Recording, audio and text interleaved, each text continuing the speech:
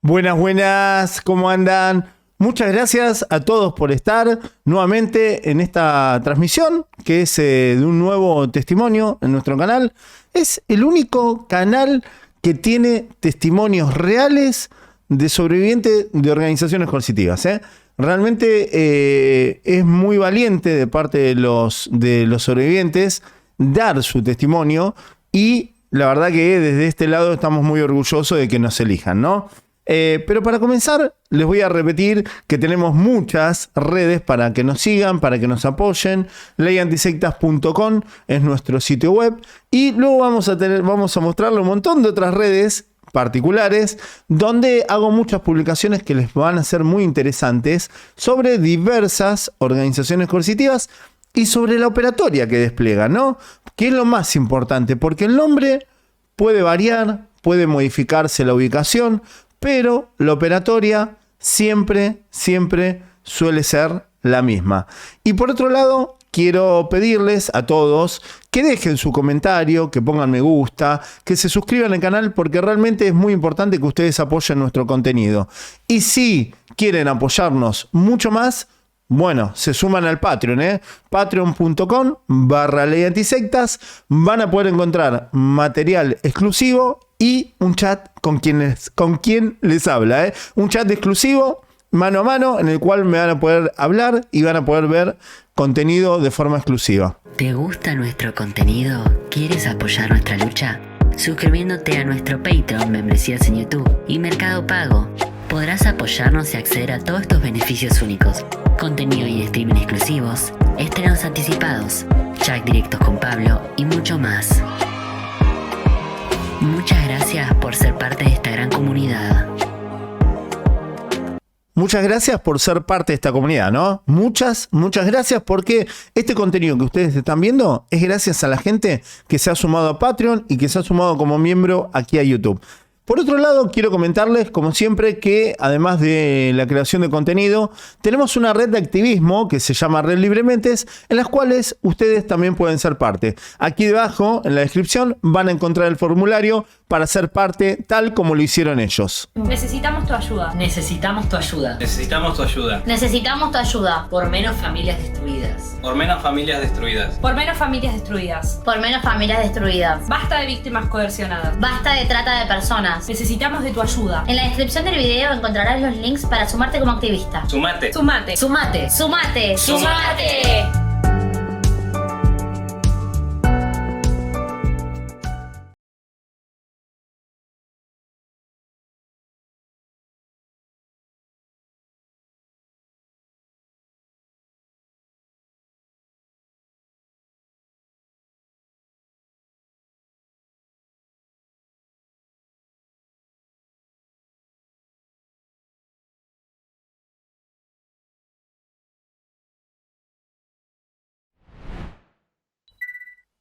¿Cómo estás, María? Un gusto de saludarte. Muchas gracias por estar. Realmente es muy valiente que quieras sumarte dando tu testimonio, ¿eh?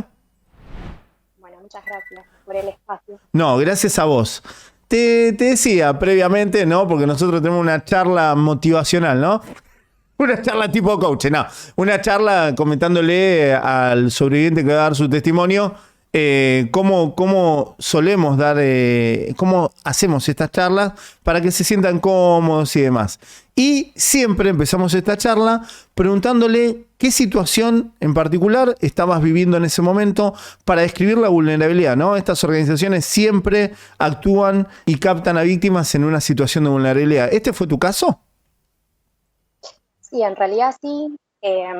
La realidad es que, bueno, yo al nacer ya mi familia estaba involucrada dentro de este grupo.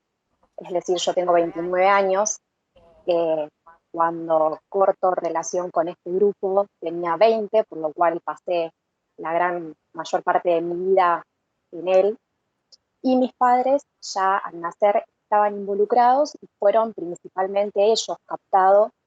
En el caso principalmente de mi papá fue captado por un caso de extrema vulnerabilidad que sucedió en su vida y le arrimaron a este grupo en un primer momento. Era un grupo de amigos, un grupo de oración, podríamos decir, para, bueno, encontrar respuestas, encontrar un poco de sanación de lo que le estaba sucediendo y después, bueno, continuaron permaneciendo en el grupo. ¿Podés Así que describir cuando qué momento de vulnerabilidad estaba pasando tu papá? Bueno, el tuyo era una situación ya de ser menor de edad, ¿no? Un niño, una niña nacida ahí. Ya cuando naciste ya estaban dentro de este grupo. Sí. De hecho, mi hermana es más grande que yo, ya tiene 32 años y ella ya también nació y mis padres estaban dentro de este grupo, ya estaban desde años atrás. Y bueno, sí, en mi caso, yo era menor de edad cuando sucedieron los hechos y en el caso de mi papá, sin entrar en mayores detalles, pero bueno, fue un hecho muy grave que ocurrió en su vida. Y se acercó, como te digo, para buscar un poco de respuestas, de sanación, teniendo en cuenta que hace varios años atrás, cuando ocurrió este hecho, con mi papá no había un acceso tan habitual como hay hoy a las psicoterapias, a espacios de sanación de este tipo, podríamos decir. Y bueno, buscó por estos otros medios esas respuestas que no encontraba o esa sanación que necesitaba. ¿Y cómo fue nacer dentro? ¿Cómo era este grupo? ¿Qué es lo que hacían? ¿Qué tipo de camuflaje utilizaban? Bueno, en un primer momento el grupo se consolida como un grupo de oración en donde comienzan a integrarse muchas familias o grupos de diferentes, del barrio, de diferentes lugares. Primeramente siendo un grupo de oración que se juntaban con fines religiosos a leer la Biblia, a compartir la palabra, estamos hablando de religión católica, y posteriormente, cuando yo, al nacer, esto ya comienza a imponerse, estas personas que lideraban el grupo, que era un hombre y su mujer, comienzan a imponer al grupo determinadas restricciones, las cuales estas restricciones eran de todo tipo, desde todas las acciones, digamos, que el grupo llevaba adelante, desde, te puedo decir, desde, no sé, ir a visitar a un familiar, desde comprarse una ropa, todo, absolutamente todo, tenía que estar bajo la autorización de ellos. Es decir, ellos decían si se podía realizar o no.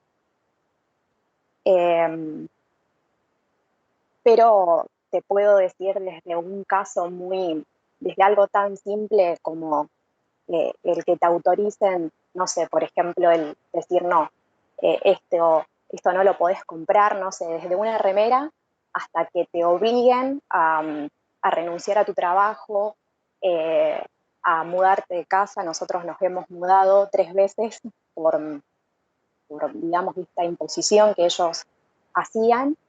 Y bueno, lo principal de todo esto es que nunca había una respuesta del por qué. Es decir, era, bueno, tenés que hacer esto porque me lo están diciendo. Estas dos personas decían ser, obviamente, enviados de Dios, tenían contacto directo con ellos, la mujer decía ser medium y les daban todas las respuestas a ellos y a nosotros nos daban las indicaciones, pero no nos daban el porqué de esas indicaciones. Típico de los canalizadores, ¿no? De espíritu, de un Dios superior, que dicen, a mí me hablan, entonces a mí me dan las órdenes y yo te las bajo.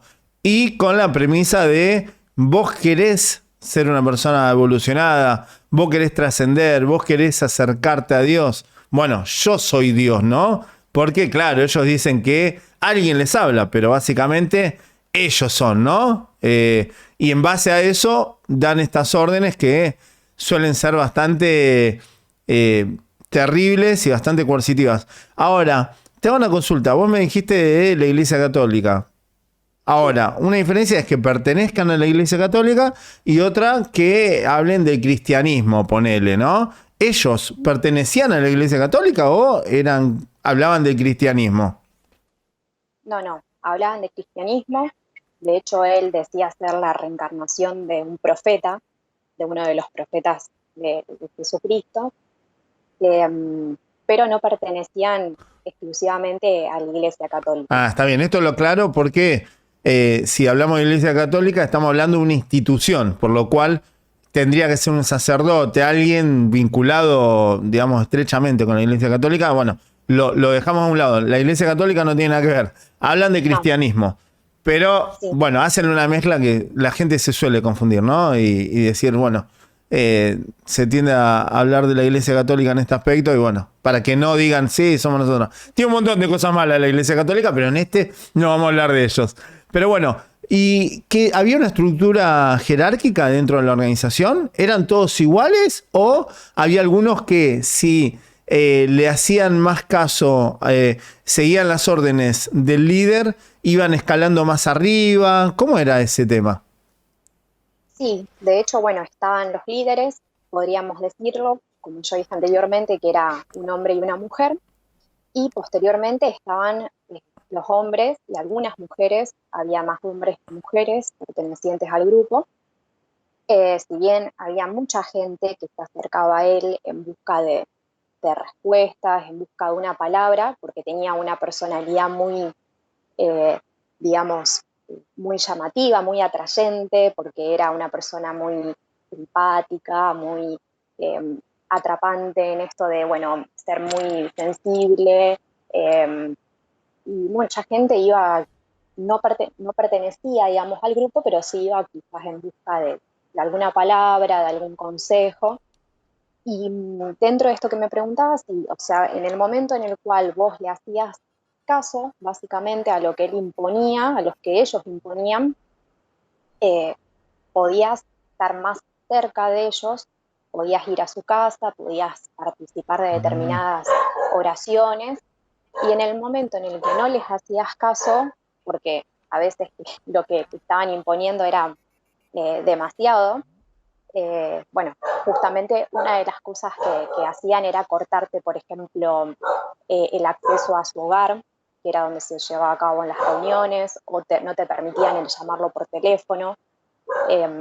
Entonces, bueno, uno en ciertas formas se sentía como en la obligación de cumplir con esos mandatos que ellos imponían. Para ser parte del grupo, ¿no? Siempre lo que uno quiere es ser parte del grupo. Y por supuesto, a veces hay un grupo grande, pero es de pasada, ¿no? Digamos, hay una masa que va alternándose, como cuenta María, que asisten a una reunión como algo externo, que también son víctimas de coerción, pero no en profundidad como lo es el grupo duro, ¿no? Siempre tienen un grupo duro en el cual están constituidos según el tamaño de la organización, puede ir de 10, 20 personas a 2.000 y la masa completa, no sé, que sean 100.000. O sea, suele haber un grupo más duro constituido por las víctimas, las primeras víctimas, las víctimas que están más captadas y más coercionadas, suelen ser ese grupo duro que son como los impulsores, ¿no?, de la organización y son los encargados de que venga más gente y que el grupo crezca. ¿Y cómo fue creciendo esta organización? ¿Cómo lo fuiste viviendo?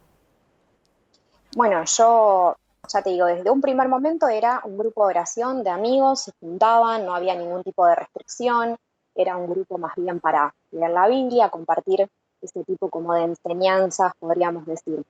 Posteriormente, ellos de hecho en ese momento tenían una tienda de ropa en su hogar, ¿sí? Es decir, que tenían la posibilidad de salir de su hogar, y ellos posteriormente comienzan a decir que los dos, obviamente, que no pueden salir de su hogar porque Dios les había indicado un camino, digamos, de purificación, donde debían quedarse en su casa y no podían salir de su casa, lo cual implicaba que sus dos hijos que tenían en ese momento los mantuvieran económicamente, y además que los grupos las personas pertenecientes al grupo debían ayudarlos también económicamente. Había también esto, ¿no? Vuelvo a una imposición de decir, bueno, mensualmente me tenés que dar esta cantidad de dinero. Yo al nacer era, para mí, para que se den una idea, venía él y después mi padre. Yo tenía mucha más confianza en él que en mi padre en ese momento. Y bueno, yo al nacer, digamos, voy formando parte de este grupo y voy construyendo mi vida hasta ese momento, hasta el momento en que yo decidimos como familia cortar la relación, con todas las imposiciones que ellos iban estableciendo en nuestras vidas, que tenían que ver con no juntarme con determinadas personas, no poder asistir a tal lugar, tener que consultar, por ejemplo, si realizaba un viaje de estudios, tener que consultar la ropa que nos comprábamos. Era todo se preguntaba, todo. Inclusive había momentos en que no podíamos ver determinados dibujitos, determinadas series, cuando éramos muy chicas. Y eso obviamente que influyó un montón en nuestra vida, porque bueno, fue construyendo nuestra identidad con todas estas restricciones, con todo esto que se imponía, con todo esto de decir, no, ustedes son enviadas de Dios, no se pueden juntar con esta niña, con esta otra niña, porque no son de Dios.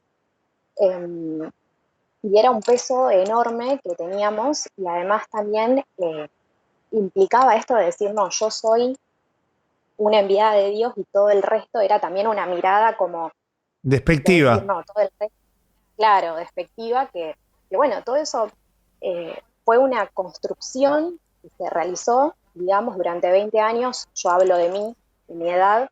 Luego fue una desconstrucción con muchos años de terapia, de psicoanálisis, que realizo hace ya unos 8 años, y una nueva construcción a partir de todo eso que formó nuestra vida. Porque hubo casos muy, muy extremos de decir, de tener que llamarnos por teléfono y decir, hoy mismo se tienen que mudar de su casa. Y nos hemos mudado, nos hemos ido. Por ejemplo, en una oportunidad yo me tuve que operar de urgencia de apéndice, algo normal, y estando en pleno reposo en mi casa con puntos, tuvimos que salir a buscar una casa, quedarnos durante 2 o 3 días en un departamento. Pero era tal el miedo, que no podíamos ni decir, bueno, no, empacamos las cosas y nos vamos. Es Hoy en día es muy difícil mirarlo y decir qué nivel de manipulación psicológica había para cumplir con todo esto. Y ese nivel de manipulación psicológica fue el que particularmente a mí me llevó a sufrir los abusos sexuales que sufrí cuando era menor de edad, dentro de este marco de manipulación psicológica, donde había un determinado fin un determinado fin supuestamente religioso para esos abusos. Y lo peor de todo, porque yo considero que por suerte he tenido la fortaleza para poder seguir adelante, más allá de todas las cosas que quedan por sanar aún, pero hubo mucha gente que acudió a él.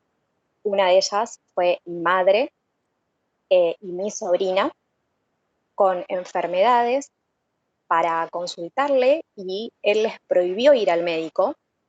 Les decía que no era una enfermedad, que no era lo que tenían, aún así teniendo los resultados, o sea, decir, no, pará, que tengo un estudio médico, me está diciendo esto, y que él aún lo negara. Y se cobró vidas, eso es lo peor de todo, porque tengo una sobrina que hoy en día tiene 15 años y tuvo leucemia. A los 2 años de edad fue trasplantada en el Garraham, y teniendo los resultados, acá en Rosario ella se hizo los estudios en el Hospital Italiano de Rosario, y posteriormente pidieron una interconsulta en el Garraham, y teniendo los resultados, y durante 1 año de quimioterapia, posteriormente, bueno, el trasplante y demás, ella quedó con secuelas de esa enfermedad y siguió sosteniendo que eso no era una enfermedad, que eso era algo, podría decir, como si fuese algo haber una energía maligna que tenía, pero no era una enfermedad. Y bueno, eso creo que es lo peor, las vidas que se cobró en ese sentido. Sí, y también, ¿no? El daño que ha generado en personas como vos, ¿no? Que las ha dañado para siempre, porque realmente te deja una marca que es imposible de borrar, por más que uno haga terapia, además, digamos que la terapia no cura. La terapia es como No. para sobrellevar mejor todo el daño que te han generado, ¿no? Pero, ¿cómo se dieron este tipo? ¿Cuál era el mensaje que le enviaría a Dios para abusar sexualmente de vos?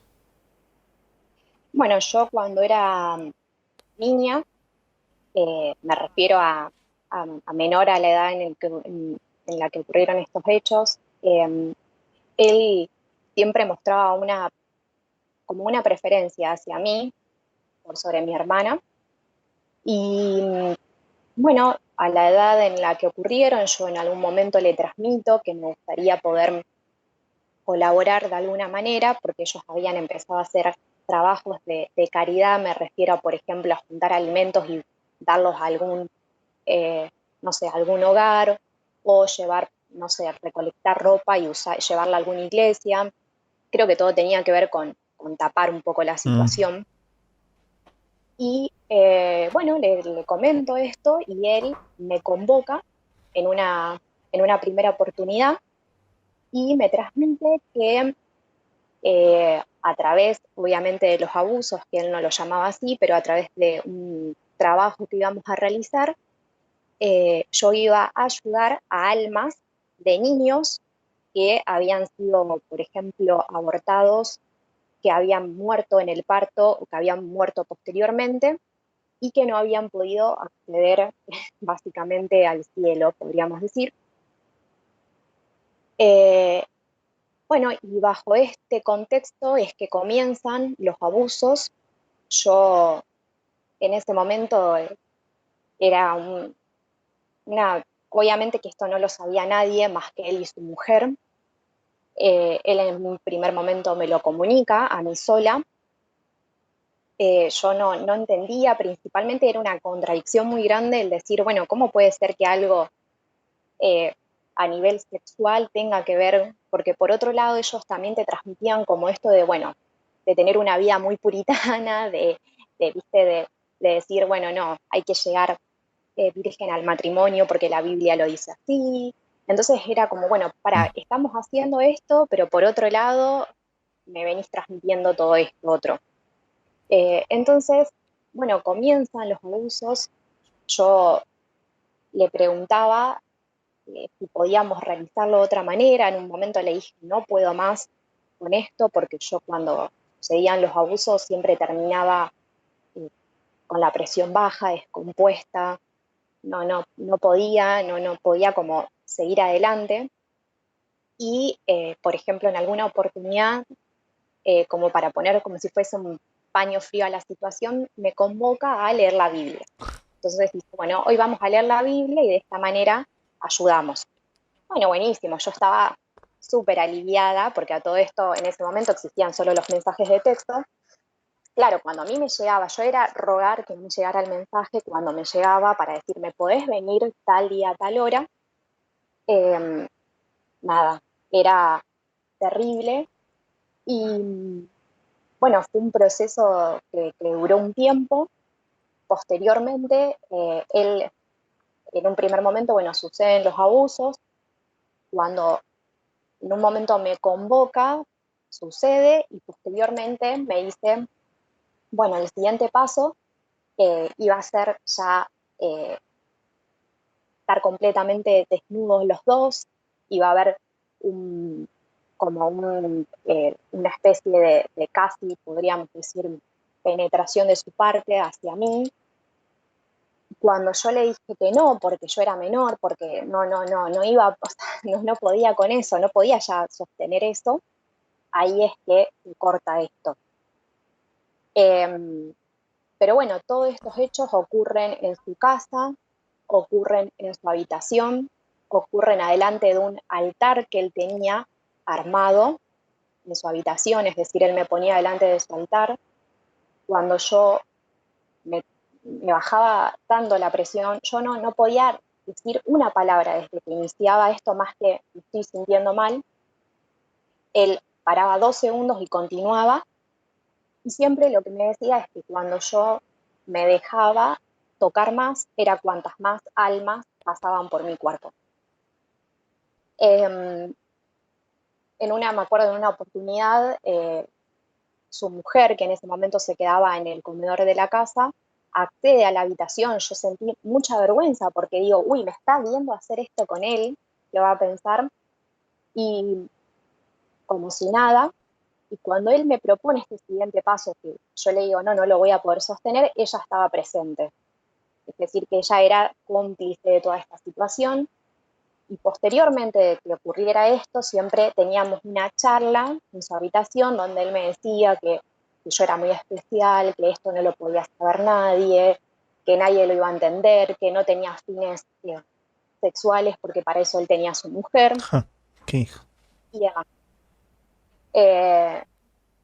Nada, lo viví como un proceso muy, con muchos interrogantes. Yo llegaba a mi casa, apenas llegaba me tenía que bañar porque me sentía completamente sucia, que eso me pasa hasta el día de hoy, cuando por ahí estoy muy perturbada con cosas que se me vienen esos pensamientos. Otra de las cosas que nosotros teníamos que asistir religiosamente todos los domingos a misa, en ese momento yo no podía asistir, llegaba y lloraba terriblemente, mi mamá, mi familia no entendía qué me pasaba, pero era toda esta contradicción, y aún así, bueno, seguía confiando en él, pero siempre con este interrogante de qué era lo que estaba sucediendo realmente. ¿Qué edad tenías cuando sucedieron estos abusos?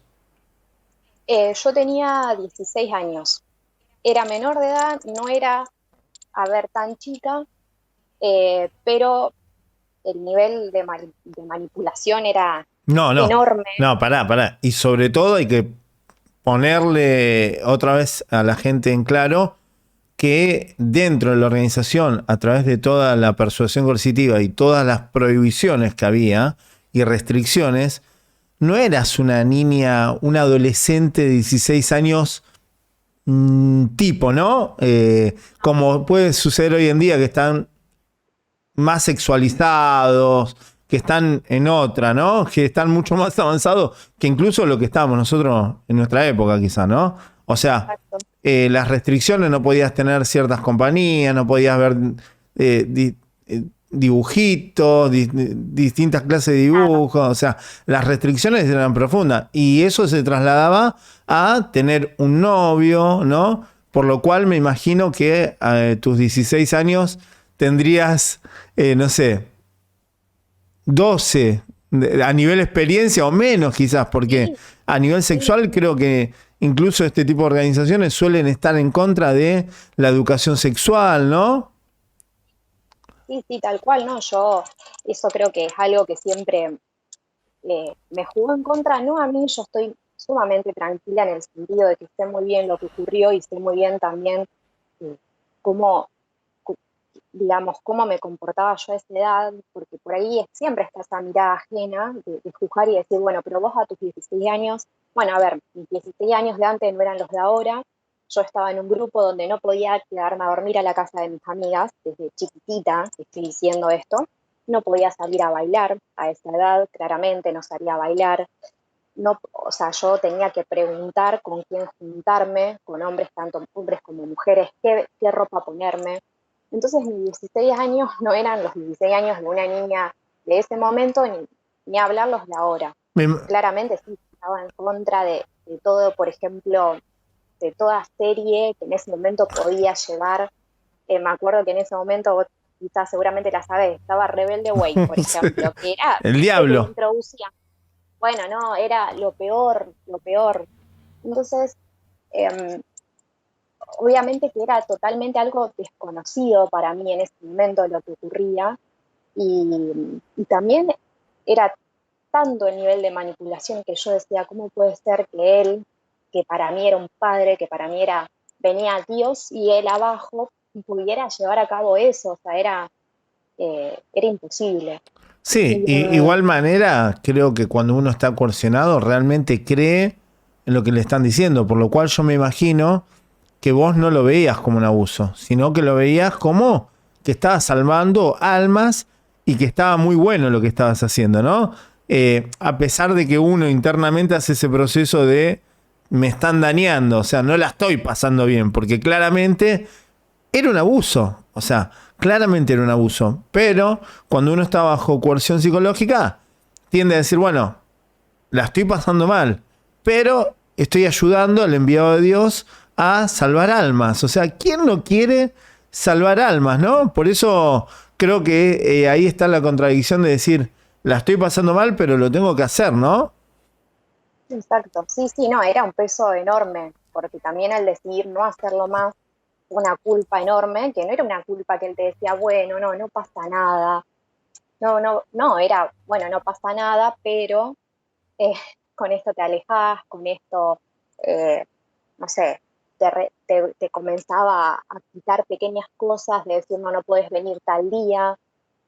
Había un castigo, no tan directo, pero que lo hacía notar por otras vías. Ahora lo complejo y lo complejo de nuestra problemática es que los niños son los más perjudicados. ¿Por qué? Porque justamente sucede esto, que la propia familia resulta convirtiéndose en victimaria de sus propios hijos y de su propia familia. ¿Por qué? Porque también están bajo coerción psicológica y piensan que son miembros de un grupo de élite, que van a salvar el mundo, de que le están haciendo el bien. ¿Y quién no quiere hacerle el bien a sus propios hijos, no? Y bueno, los padres de María fueron desgraciadamente parte, ¿no?, de todo eso, lamentablemente, ¿no? Porque seguramente ellos pensaban que te estaban haciendo el bien, volviéndote parte de esta organización, ¿no?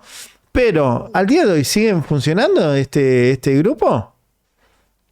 No, yo cuando nosotros cortamos relación, que realmente se corta la relación porque yo cuento esto en mi casa. Pará, ¿y cuántos años tenías cuando contaste todo esto? Pará, antes que nos vayamos al desenlace, ¿qué otras cosas horribles viviste ahí? ¿Qué otros problemas te trajo a tu adolescencia, a tu infancia? Por ejemplo, en la escuela. En la escuela suelen hacerte bullying, los niños la pasamos muy mal. ¿Por qué?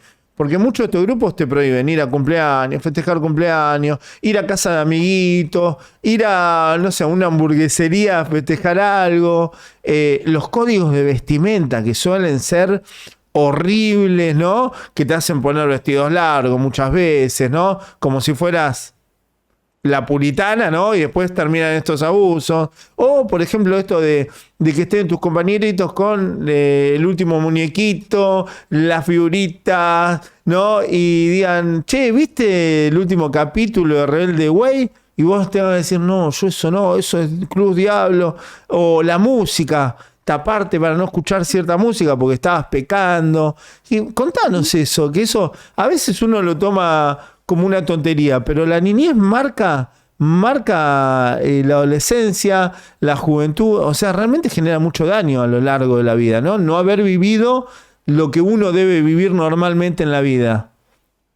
Sí, no, bueno, como te decía, mi infancia y mi adolescencia, hasta ese momento en que cortamos relaciones, estuvo marcada por todo este tipo de restricciones, que principalmente lo que hicieron es, por ejemplo, nosotras desde chica no podíamos, bueno, sí, claramente asistir a determinados cumpleaños, no nos podíamos juntar con determinadas personas. Yo no me podía, por ejemplo, quedar a dormir a la casa de ninguna amiga, no podía salir a bailar, esto más en mi adolescencia. Teníamos que consultar qué ropa usábamos, qué ropa no usábamos. Teníamos que consultar, por ejemplo, para asistir a los viajes de la escuela, que acá, por ejemplo, se van en 5º grado, se iba a Santa Fe, bueno, cosas así. No podíamos asistir muchas veces, a veces sí, a veces no. Consultábamos a qué lugar íbamos de vacaciones, por ejemplo, con mi familia. Eran restricciones, por eso repito, desde algo tan simple como decir, puedo usar esta remera, obviamente no podíamos usar ropa negra, Em, Obviamente la mujer no podía tener el pelo corto, ¿Por no podía, qué? ¿Por qué ropa negra no? ¿Qué tan linda? porque atraía supuestamente lo negativo.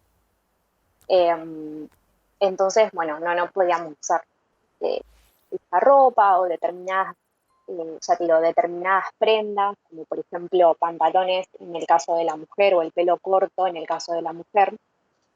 Y bueno, todo eso fue condicionando eh, nuestra vida, porque no podíamos llevar la misma vida que una niña o que una adolescente. Y por otro lado, ¿Estuviste enamorada de algún nene? ¿De un no, joven en algún momento? ¿No hubo ninguno que te guste de la escuela y que vos digas, ay, me encanta este chico, estoy enamorada, pero Dios no quiere que esté con él? sí, más en mi etapa de adolescente ya habían ocurrido los abusos, pero yo seguía con esta confianza plena en él y sí ocurrió, podríamos decir, un enamoramiento donde, bueno, no sucedió y él decía, bueno, sí, no es para vos. Pero yo era chica en ese momento, pero había otros miembros del grupo que eran mayores y que le consultaban si podían salir con determinadas mujeres o determinados hombres y él daba el visto bueno, sí, o sea, si podía suceder o no, e inclusive ha hecho separar a parejas, porque decía, bueno, ¿Cómo los hacían separar? simplemente diciendo, ah, bueno, no es para vos, no es de Dios, no es una persona de bien, y bueno, en un primer momento era un grupo de unión, pero él después y su mujer trabajaban individualmente para justamente ir destruyendo familias, ir poniéndote en contra de tu propia familia, ir poniendo a mi mamá en contra de mi papá, ir poniéndonos a nosotros en contra de nuestro hermano mayor y su familia, ir poniendo a otras personas, por ejemplo, en contra de su... O sea, siempre pasaba esto, siempre eran los malos, eran nuestras familias, quizás un tío, un primo, no te permitían de juntarte con esa persona y nosotras, por ejemplo, eh, siempre preferíamos estar en la casa de ellos que estar con nuestras amigas. Nosotras teníamos eso de estar ahí siempre en la casa de ellos y teníamos más relación con ellos que con nuestras amistades, es decir, nos costaba relacionarnos porque, por ejemplo, no podíamos hacer determinados deportes o teníamos que preguntar si podíamos ir a determinados clubes.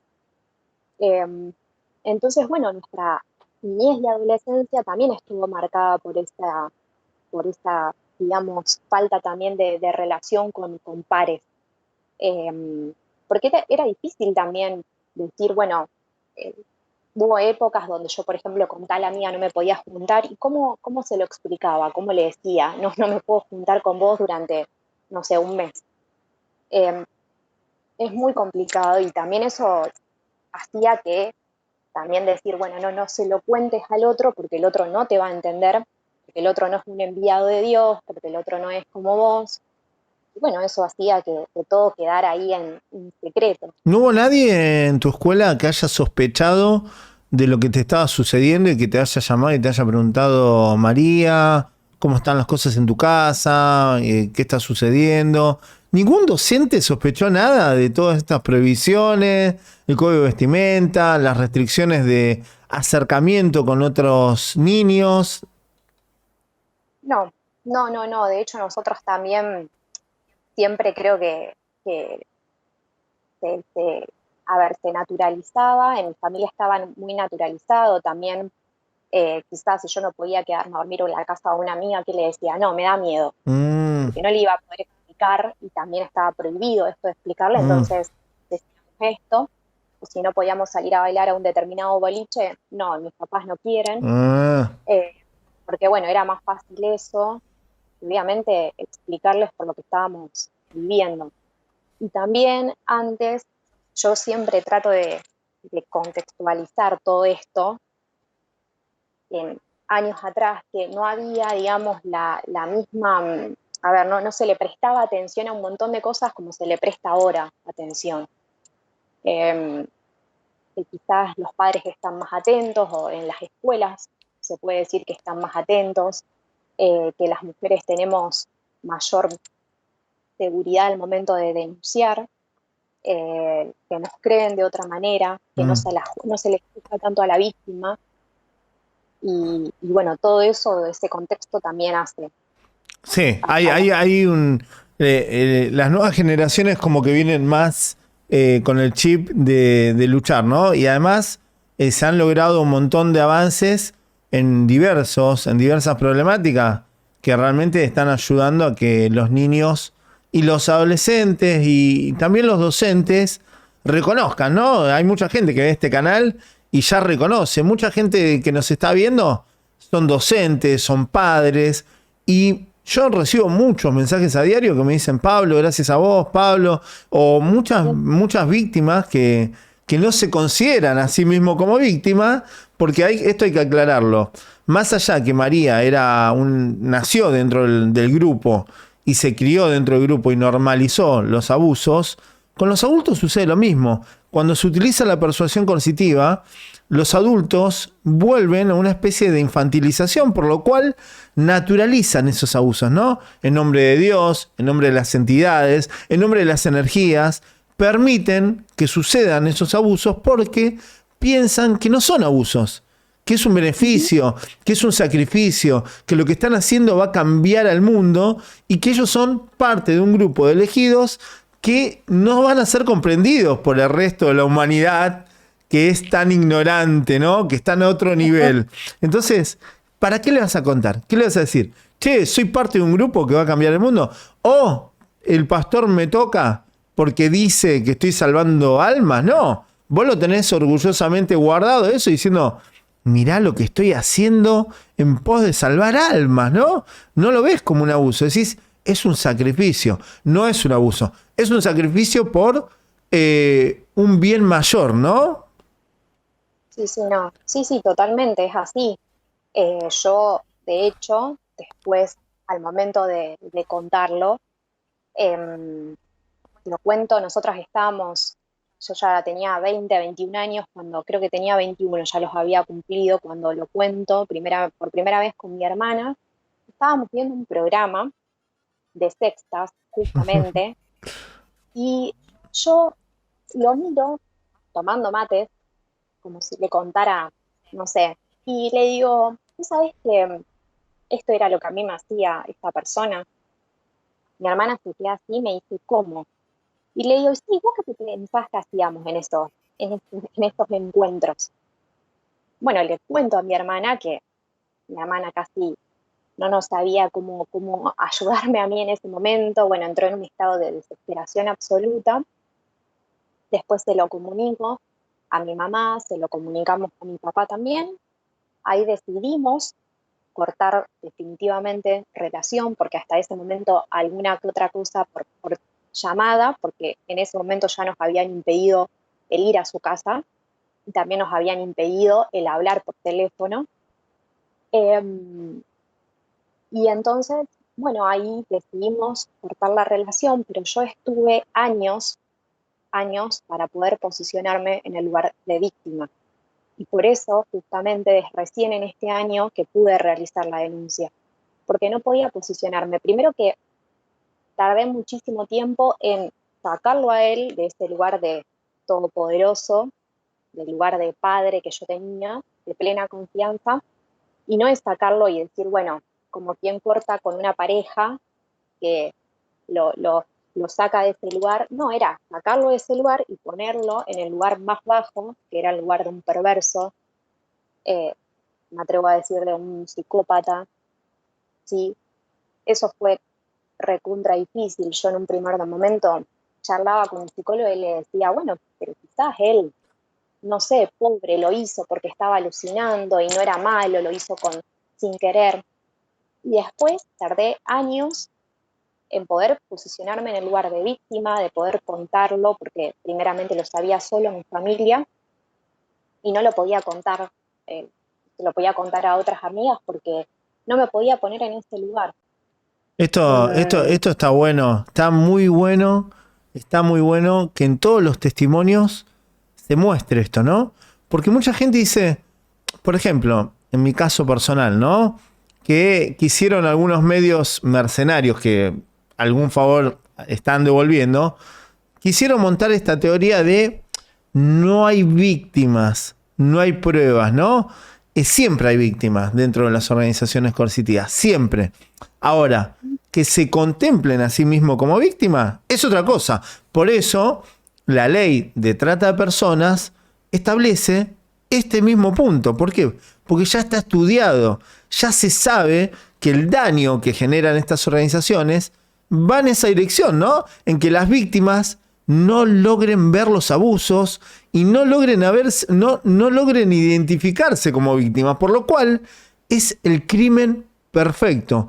Cuanto más dura la persuasión en la mente de las víctimas, más fácil es que salgan impunes los abusadores. ¿Y por qué? Porque pasa el tiempo y esto la ley no lo entiende por ahora, no lo entiende, no entiende nuestra problemática en su máxima expresión, no la entiende. Porque sí, porque esos abusos sexuales lo van a contemplar como un abuso sexual, ponele. Pero no es un abuso sexual común. Es un abuso sexual llevado adelante bajo persuasión coercitiva. Por lo cual, las víctimas no se identifican como abusadas. Es lógico que María haya tardado 10 años, o lo que haya tardado, en reconocerse a sí mismo como víctima. Y ahora, ¿cuál es el problema? Que para la justicia, como no reconoce y como no conoce la problemática, ¿qué te dicen? Y bueno, si no lo viniste a denunciar en este tiempo, después de 1 año, 2 años o 10, el delito prescribe. Hay delitos que prescriben, por lo cual estas organizaciones se ganan la impunidad. Ahora, hay que evaluar bien cómo se hacen las denuncias, porque en este caso que está mencionando María, ella denuncia los abusos sexuales, pero quizás hay otros delitos, ¿no?, que son más graves a nivel judicial, como la trata de personas, porque hay explotación laboral. Hay una explotación sexual. La explotación sexual es que esos abusos sexuales hayan sido en un contexto de trabajo espiritual, por un decir. Por lo cual, a veces hay que informarse bien para que esas denuncias sean bien canalizadas, ¿no? ¿Cuándo fueron estos abusos? ¿En qué año? Y habrán sido, sí, ya hace unos 10 años. Si bien yo llegué a denunciar y mi causa no llegó a prescribir y está siendo llevada adelante, pero estaba al límite de edad, por justamente la edad que yo tengo ahora y la edad en la cual ocurrieron estos hechos. Pero, ¿vieron? Estás ahí. Y así todo, por más que a vos te tomen la denuncia y que la justicia quiere investigar, el gran problema con el que se encuentra la justicia es que pasaron muchos años. O sea, cuando pasan, a medida que va pasando el tiempo, es más difícil lograr justicia. Es lógico. ¿Por qué? Porque es más difícil recabar pruebas. O sea, no es lo mismo cuando una persona es abusada y automáticamente va y hace la denuncia, le hacen el hisopado, le hacen las pericias psicológicas. Estamos hablando de que pasaron 10 años. Entonces, es como que se van borrando ciertas pruebas. Por eso es importante, gente que nos están viendo, si ustedes ven a alguien que pertenece a un grupo donde se están aplicando técnicas de persuasión coercitiva, sepan que si hay persuasión coercitiva, hay abuso. Y si hay abuso, puede haber distintos tipos de abusos: emocional, psicológico y sexual también. Por lo cual, si ven este tipo de abusos, traten de ayudar a esas personas. Aquí en el canal hay videos explicando cómo hacerlo. No las confronten porque va a ser perjudicial. Pero es importante interceder, porque si nosotros ayudamos a las víctimas en el momento adecuado, tienen más posibilidades de denunciar y lograr justicia y evitar que otros pasen por lo mismo.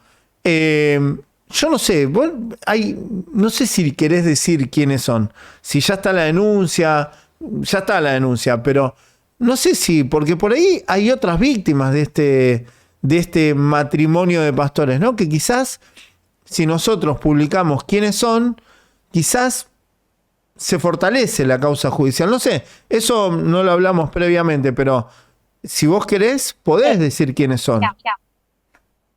Yo te cuento en realidad. La causa, bueno, sigue abierta respecto a lo que yo me asesoro en un primer momento con un abogado. El abogado fue hace años atrás. De hecho, cuando apenas yo lo cuento, el abogado me dice, no se puede hacer nada. Eso también hay que saber con quién asesorarse. Y posteriormente, yo este año que estoy bajo tratamiento psiquiátrico, mi psiquiatra, que fue el que me impulsó y me acompañó, me pasa determinados números y de teléfono y contacto con una abogada feminista que me brindó un montón de posibilidades de lo que se podía hacer.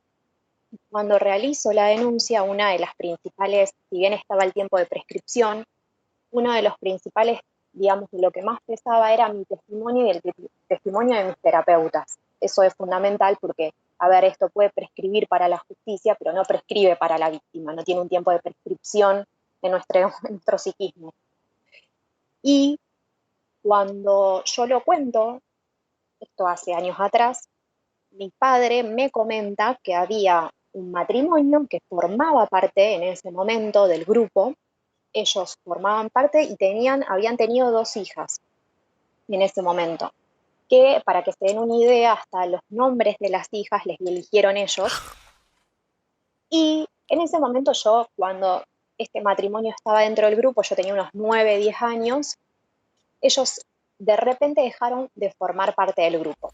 Cuando yo cuento esto, mi papá cuenta que el muchacho le viene y le cuenta que este hombre, que se llama José, es el nombre, José Abras, le propone a la mujer tener relaciones sexuales con un fin religioso y que no iba a ser él, iba a ser el Espíritu Santo, pero en su cuerpo. Bueno, yo es lo único que supe en ese momento y después, recién este año, los contacto a ellos, a este matrimonio vía Messenger, diciéndoles, bueno, la causa está abierta y principalmente diciéndoles la verdad a ustedes fue escuchada porque en ese momento ningún miembro del grupo les pudo creer. Esto es lo que recalco, les pudo creer, no es que no les quisieron creer, no pudieron, porque era caérseles todo una vida establecida girando en torno a esto. Y ellos se sumaron a la causa, ellos fueron a declarar y en su momento quisieron denunciarlos como secta en el arzobispado de Rosario, que no les dieron ningún tipo de solución, y también se asesoraron con un abogado de familia que tampoco les dieron ningún tipo de solución. Porque en ese momento era...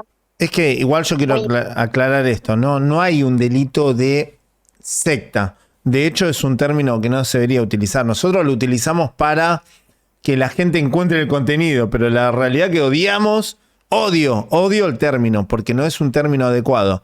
Por eso hablamos de organizaciones coercitivas. Pero no hay un delito en sí. ¿Por qué? Porque el Estado no reconoce la problemática. Lo ideal sería que sancionen nuestro proyecto de ley, reconozcan la problemática y que se cree el observatorio que estamos pidiendo para que el Estado cuide a sus ciudadanos, a los ciudadanos que quieren creer en algo o que quieren ser parte de un culto, que el Estado controle, regule, ¿no? Y que le dé herramientas de prevención a la sociedad. Que, no sé, si vos querés ir a la iglesia que está en la otra cuadra de tu casa, vos tengas un lugar donde puedas ir, pedir un informe, ¿no? De posibles denuncias o de antecedentes penales del lugar, de sus líderes.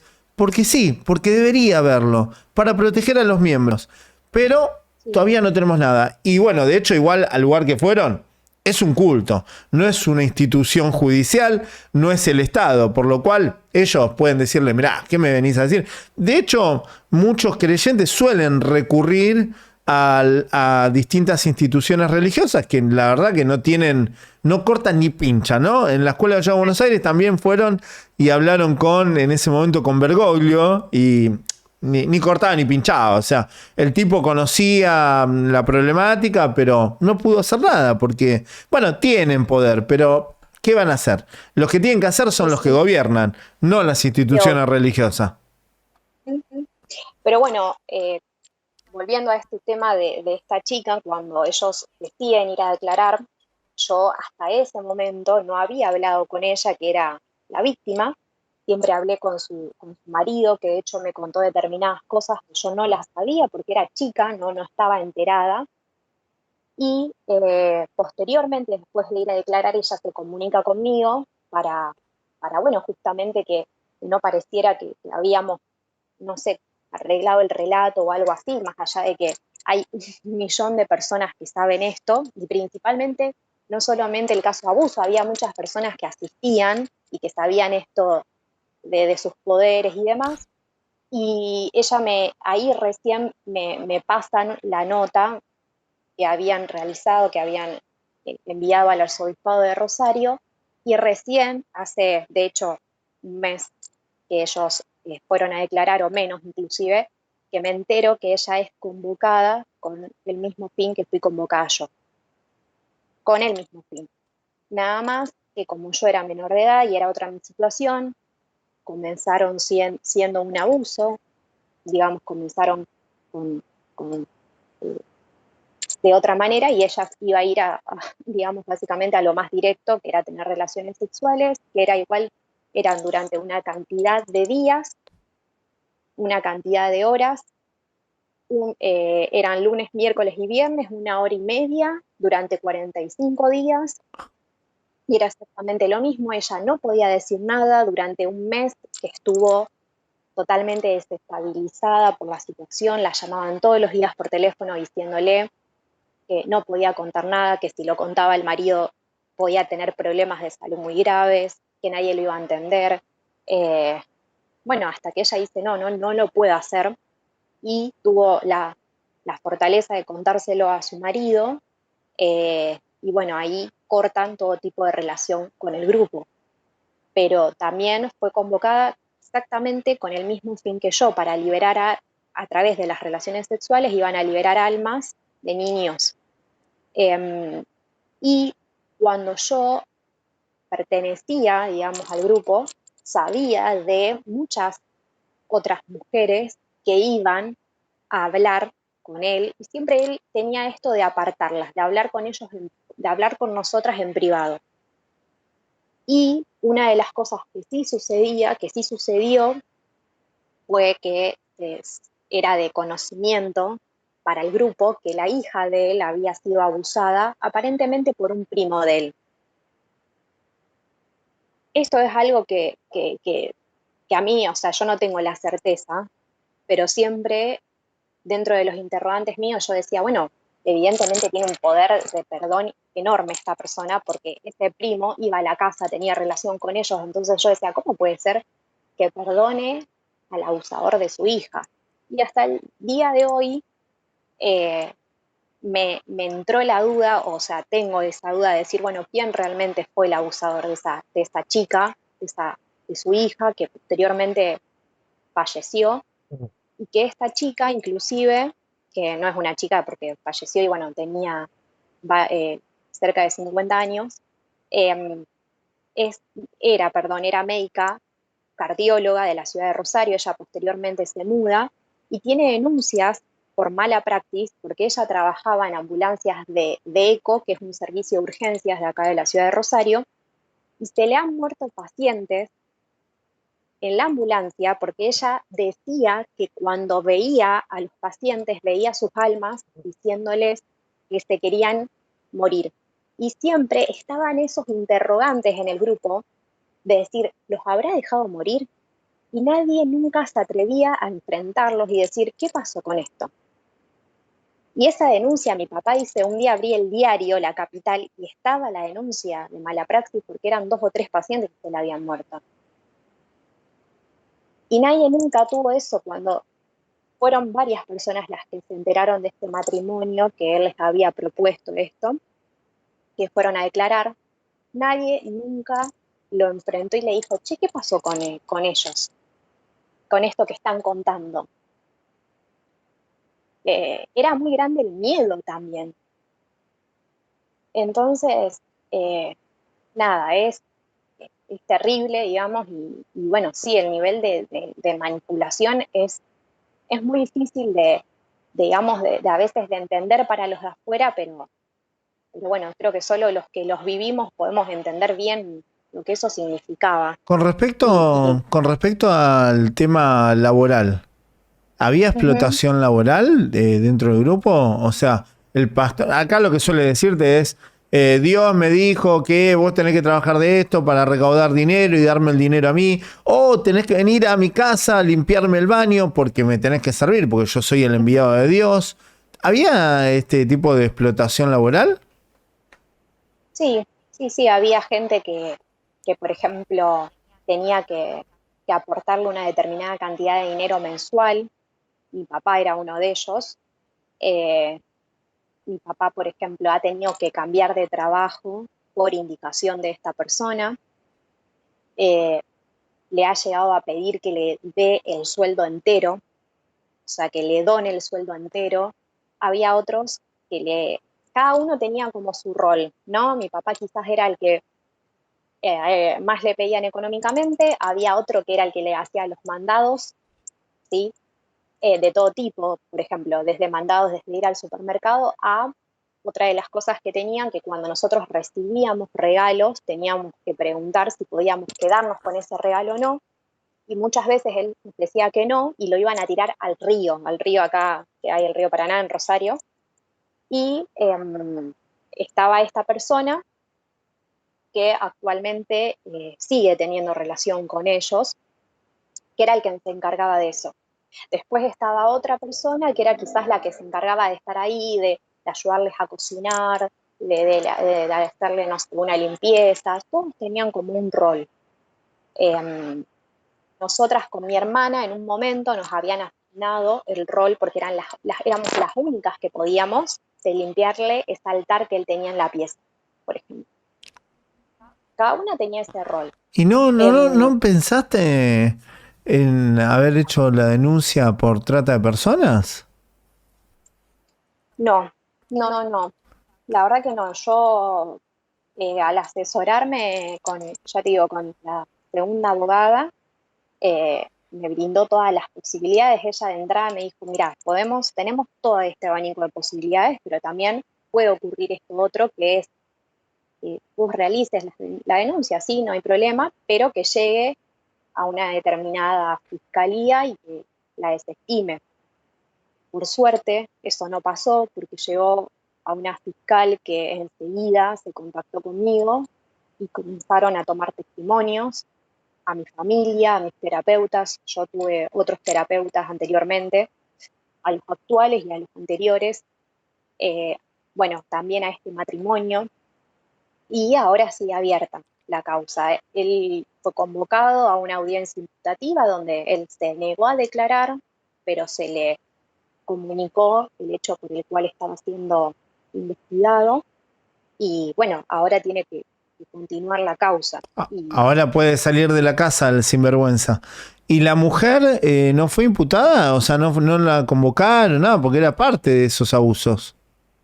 Sí, lo que sucede es que la mujer falleció hace varios años atrás y ellos vivían acá en la ciudad de Rosario, y cuando comienza a desintegrarse el grupo, y de hecho, también esto es una suposición, pero viste cuando vos decís, ellos se mudan a Roldán, se muda con su hijo y su hija a Roldán, después hoy en día está viviendo con su hijo en Roldán, y bueno, ya su mujer había fallecido para ese momento. La audiencia imputativa fue vía Skype, vía Meet, porque, o sea, fue virtual porque él, bueno, por cuestiones de salud de él, supuestamente, pero hasta ese momento nosotros decíamos, uy, qué raro esto de la mudanza, y hoy en día también nos preguntamos si no fue como un método de escape, porque ya el grupo se había empezado a desintegrar,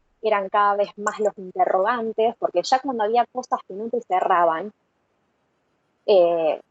¿viste? Porque era como te decía respecto a esto de lo que me sucedía a mí, vos decís, bueno, estás predicando esto, pero por otro lado haces esto, entonces algo que no te cierra. Y entonces, bueno, cada vez el grupo se fue desintegrando más y se quedaron básicamente solos, y ahí fue cuando se van a Roldán. Es como el crimen perfecto, porque sinceramente sucede esto, ¿no? Que las víctimas no se reconocen como víctimas, no pueden ver los abusos porque están totalmente captadas y manipuladas. El tiempo pasa, la justicia es muy difícil de lograr que una causa llegue a buen puerto, ¿no? Porque tiene muchas trabas. Y encima les puede pasar lo que me pasó a mí, ¿no?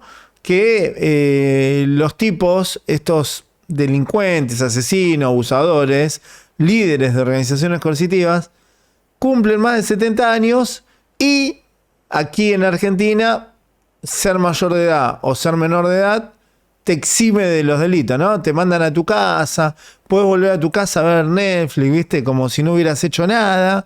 ¿A usted le parece que eso es un castigo? ¿A usted le parece que se le puede otorgar prisión domiciliaria a un tipo que ha cometido crímenes horripilantes en contra de un grupo?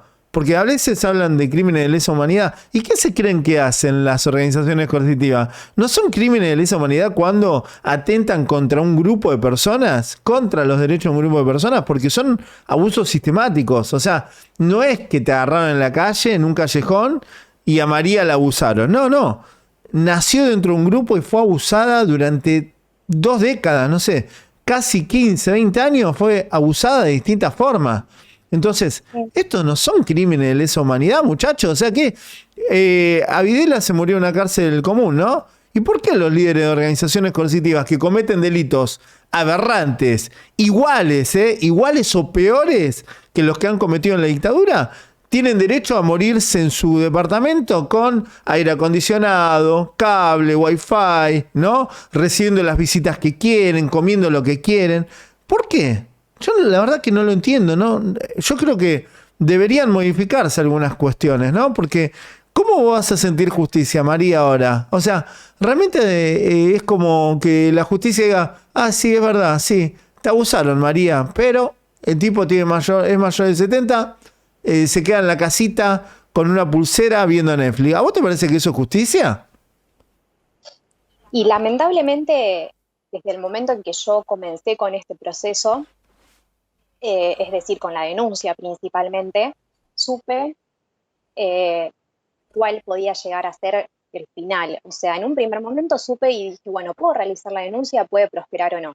Pero también sabía que por la edad, por esta cuestión de las pruebas, de todo lo que no contempla la justicia, que siempre contempla más al victimario que a la víctima, podía no prosperar la denuncia. Y también hoy en día es más sanador, fue más reparador para mí poder realizar la denuncia, poder poner esas palabras en la justicia, poder decir, bueno, fui, no sé, portavoz de un montón de mujeres que seguramente han sufrido esto, porque conozco un caso que puedo dar, digamos, puedo nombrarlo ahora porque sé que fue así, porque fue a declarar, pero conozco otros posibles casos.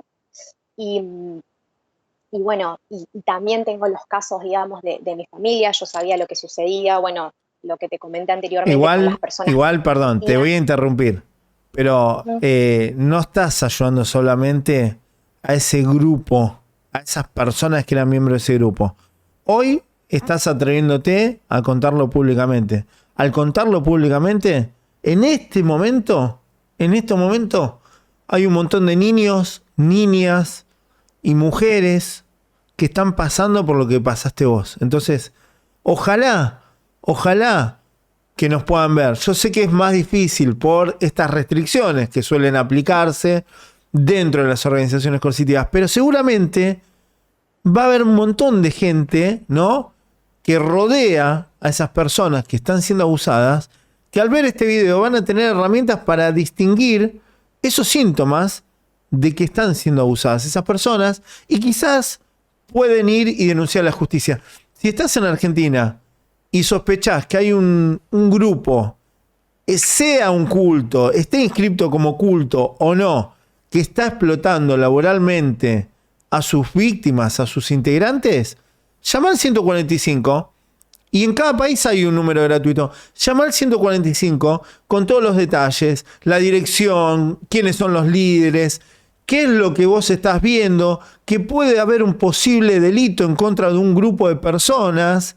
Denuncien. Si ustedes no denuncian, la justicia no se entera. Y si la justicia no se entera, ¿cómo quieren que tengan justicia las víctimas? Las víctimas no pueden ir a denunciar porque están coercionadas, están manipuladas. Por eso es importante que la gente que está viendo este video, por eso te digo, María, o sea, te súper agradezco de corazón porque realmente cada persona que pasa acá por el canal y se atreve a contar las cosas terribles que ha vivido, no solo te repara a vos a nivel personal, realmente ayuda mucho estos testimonios. Sí, no, y principalmente también, bueno, otra de las cuestiones, yo hoy en día estoy estudiando psicología en ese momento, no podía estudiar psicología, no podía elegir esa carrera, obviamente yo creo que, a ver, si hubiera estudiado psicología en ese momento me hubiera dado cuenta aún más que algo no estaba bien. Creo que es muy importante el prestar atención, porque siempre la víctima muestra, o sea, siempre da alguna señal de alguna manera. Siempre, yo di señales, simplemente que mi familia no pudo, no pudo interpretarlas, digamos. Yo cuando mi familia, cuando mis padres, después de estas reuniones, de hecho en alguna que otra reunión, mi padre se quedaba en el comedor esperándome y nosotros hacíamos eso en la habitación. Pero en alguna que otra reunión, mis padres me iban a buscar y mi madre siempre me notaba muy devastada y siempre me preguntaba, ¿qué te pasa? Y yo, nada. Y ella decía, bueno, habrá venido cansada de rezar, de estar ahí. Bueno, pero igual, pero igual, siendo parte del grupo, inclusive, si vos le contabas, podría haber dicho, estás haciendo bien, estás salvando almas. O sea, no estamos hablando de una situación normal. No. Donde una chica va a las clases de, no sé, matemáticas y el profesor la toquetea o abusa sexualmente y vos le contás a tu mamá y te entiende. En estos casos son todos parte de lo mismo, lamentablemente. Entonces, quizás que los padres, si hubieran sabido, o quizás lo sabían, o quizás lo sospechaban, pero para ellos estaba bien. O sea, no quiero que malentiendan, no pasa por ser malas o buenas personas. En ese contexto, las víctimas se transforman en victimarias y piensan que eso está bien y que no es un delito. O sea, los abusos se naturalizan porque no se ven como abusos, se ven como algo que trasciende, que Dios te lo está ordenando. Por lo cual, quizás que si tu mamá sospechó o tu papá sospechó o sabían o no, también estaba la posibilidad de que digan, está bien lo que estás haciendo. O sea, no hubiera sido algo muy loco dentro de lo que hacen estas organizaciones coercitivas. Sí, no, tal cual. Si bien esa podía ser una de las posibilidades, también yo como digo, bueno, quizás también estaba esto de decir, bueno, se te cae toda una vida, básicamente, construida, ¿no? Bajo todos estos mandatos, y después tenés que volver a reconstruirte después de eso. Entonces, bueno, yo nunca, también fue el proceso, digamos, de años de, como te comentaba, de terapia y de poder trabajar esto, pero también el poder sanar con mis padres, porque bueno, en un momento yo dije, a ver, yo no fue una elección el estar dentro de este grupo, sino que nací con todas estas imposiciones. Pero bueno, también entender que ellos fueron víctimas. Mi mamá falleció hace un par de años y una de las personas que le decía, no vayas al médico porque esto no es un problema de salud, esto es, como te comentaba, algo negativo y demás, fue él.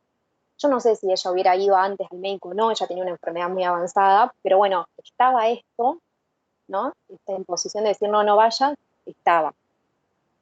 Y bueno, la víctima, como te decía, siempre de alguna forma va a hacerse eh, escuchar a través de alguna relación, quizás hasta yo por ejemplo, posteriormente he tenido siempre relaciones, me refiero hasta relaciones de amistad, donde eh, siempre estaba en un lugar abusivo, o sea, siempre Mm. me costaba esto, decir, no, no, para poner un límite, eh, laboralmente hablando, bueno, en mi relación de pareja, yo tuve muchos años un novio, o sea, pero siempre estaba en esta relación, en esta posición de decir, tengo que dar todo de mí, ¿no? Todo, doy todo, todo, todo, y no me puedo relacionar de otra manera, resguardándome un poco hacia mí. Siempre estuve en relaciones como abusivas de este tipo. Entonces, bueno, siempre de alguna manera, que si bien es difícil leer esto, poder leer esto que la víctima de alguna manera puede hacerse ver, pero siempre hay que estar atento, hay que cuidar, digamos, al niño, al adolescente, porque también está en una etapa de la vida donde es más difícil, es más fácil, perdón, lograr la manipulación. Ahora, ¿cómo afecta, ¿no? A la identidad también, ¿no? ¿Cómo te reforma la identidad para siempre? Porque el otro día que habíamos tenido un testimonio desde Uruguay, de una organización coercitiva que se llama Pirque, que es muy New Age, eh, la sobreviviente se llama Ananda, ¿no? Y ella me contaba que ella odiaba ese nombre, porque ella nació también dentro de este grupo de elegido y demás, ¿no?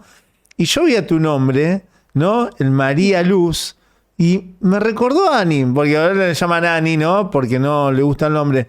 Cuando ves tu nombre, no, no sé, es una reflexión, ¿no?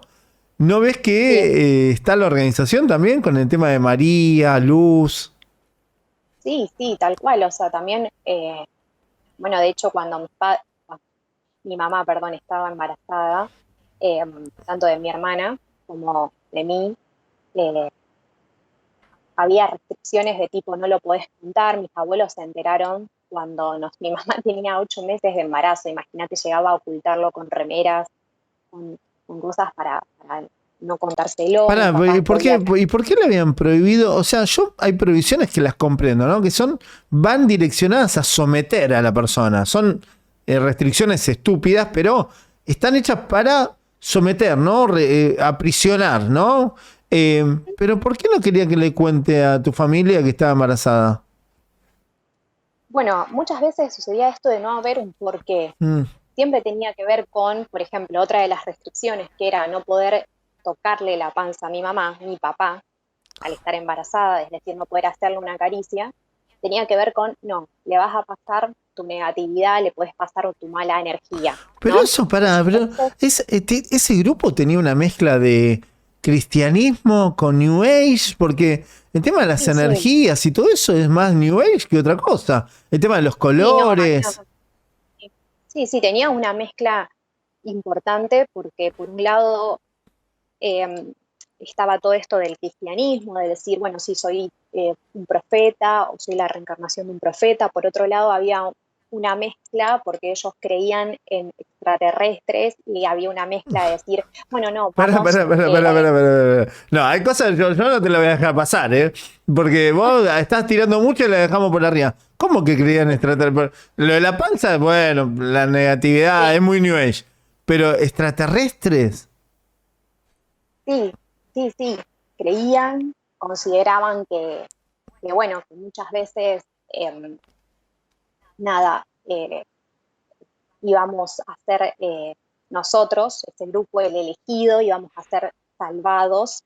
De hecho, yo voy a decir esto y es terrible, pero eh, ha sucedido que han desaparecido personas en Argentina y ellos decían que habían sido captadas por extraterrestres, que no estaban muertas. No lo quiero nombrar porque es un caso muy conocido y no, realmente no lo voy a nombrar, pero eh, han intentado comunicarse con los padres de este chico desaparecido hace muchos años y es muy conocido el caso en Argentina, por orden de él para decirle que el hijo no estaba muerto, que había sido captado por Pará, perros. decirlo el nombre, si no tiene nada de malo. Es más, mejor, para que la familia sepa que la han querido manipular. Es el caso de Bruno Gentiletti, creo que es el Ah, apellido. sí, un chico de rastas, ¿no? Creo que en la foto...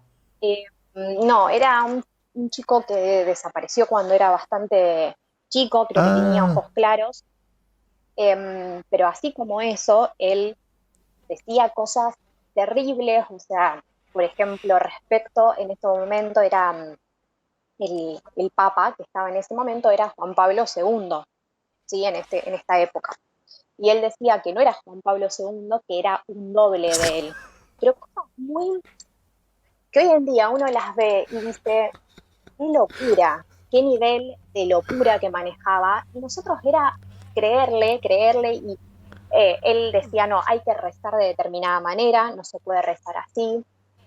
Otra de las cosas, por ejemplo, que yo hoy en día, que estudio psicología, me es imposible no intentar ubicarlo en una estructura, por eso antes te deslizaba esto del perverso, del psicópata.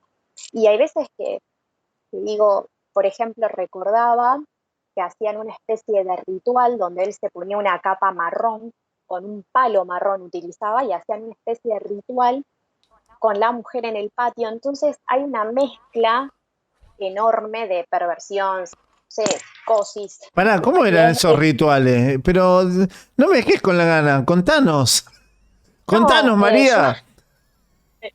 yo recordaba que, mirá, ¿no? Esto yo era chica y aparte lo vi como muy ahí, podría decir espiando, porque eran cosas que no se podían por ahí observar mucho, porque eran algo que hacían ellos dos nomás. Pero recuerdo que él se ponía como una capa, no una capa, como si fuese un poncho, digamos, una cosa así marrón, y utilizaba un palo marrón, y recuerdo de estar en su patio con su mujer y golpear el piso, ¿no? Como con este movimiento con el palo. Eh, Realmente qué hacían, con qué fin, no lo recuerdo, pero tenía mucho de estas cosas también, de una mezcla de todo. Eh, También también se hacía caridad, ellos cuando hacían caridad se hacían llamar como un grupo pacífico de caridad, grupo pacífico de la caridad, eh, que de hecho yo sí lo nombro, han ayudado al padre Montaldo acá en Rosario, a la madre Jordán, que son eh, sacerdotes o monjas que tenían comedores. Eh, entonces había una mezcla de muchas cosas. Pero bueno, todo se creía, ¿Y vos todo qué, se creía en ese vos qué pensás? A mí siempre me hacen esta pregunta, pero te la voy a preguntar a vos. ¿Vos qué momento. pensás? ¿Que se hacía o era? Que es la gran pregunta que se hacen todos siempre. Pero esta gente, ¿se cree lo que dice? ¿O son? ¿Se hacen? No, yo creo que él es, porque vive, pero yo creo que él es una persona que tiene una estructura psicópata, que es una persona perversa, pero en esto, o sea, esto no lo exime de hacer lo que hacía. O sea, un poco el otro día con mi, con mi terapeuta, con mi psiquiatra, hablábamos de esto, de decir, bueno, ¿qué era?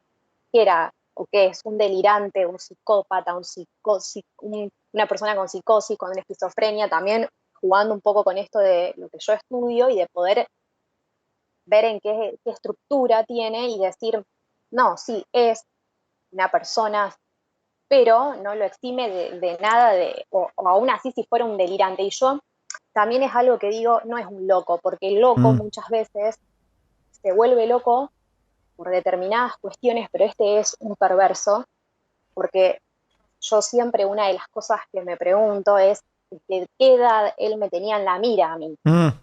Y hay cuestiones que, por ejemplo, sucedían donde él me decía, Luz, acompáñame a la terraza a buscar una maceta.